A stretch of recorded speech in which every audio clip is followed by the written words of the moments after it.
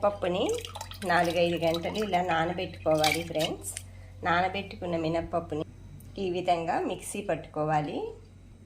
మినప గారెలకి కావలసిన పదార్థాలు: మినపపిండి, రుబ్బిన మినప్పప్పు పిండి, ఉల్లిపాయ ముక్కలు, పచ్చిమిర్చి ముక్కలు, కరివేపాకు, తరిగిన అల్లం ముక్కలు, ఇవన్నీ వేసుకోవాలి ఫ్రెండ్స్. డీప్ ఫ్రైకి ఆయిల్ పెట్టుకున్నాను.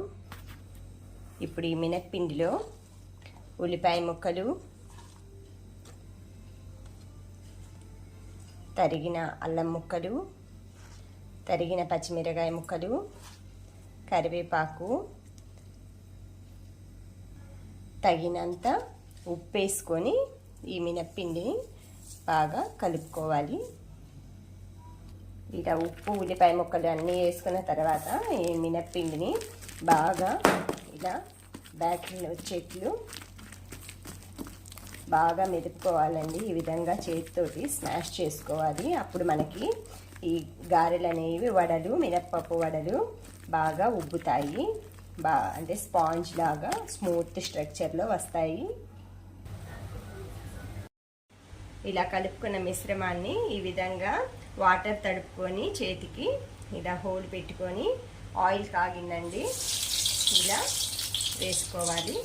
ఈ విధంగా 1 by 1 అన్నీ చేసుకుంటున్నాను.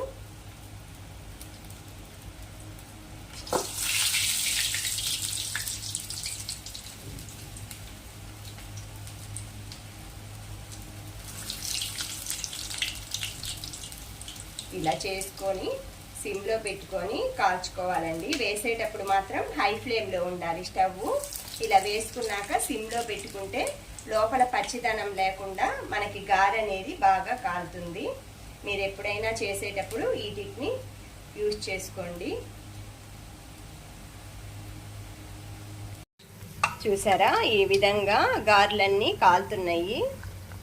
వేడి వేడి గారెలు అయితే మనకన్నీ బాగా ఈవెన్గా ఫ్రై అయ్యాయండి. ఇప్పుడు వీటిని ఒక పేపర్ నాప్కిన్ వేసుకున్న ప్లేట్లోకి తీసుకున్నాము.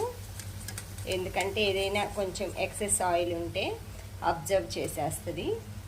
ఈ విధంగా అన్ని వడలు ఇందులోకి తీసేసుకోవాలి. నెక్స్ట్ మిగిలిన గారెల పిండితోటి కూడా ఈ విధంగా వేసేసుకున్నాను ఫ్రెండ్స్. ఇంకొక వాయి. ఇప్పుడు వీటిని సర్వ్ చేసుకున్నాం. ఈ విధంగా వేడి వేడి గారెలు నోరూరుంచే వారెవ్వా తులసి ఛానల్ గారెలు రెడీ.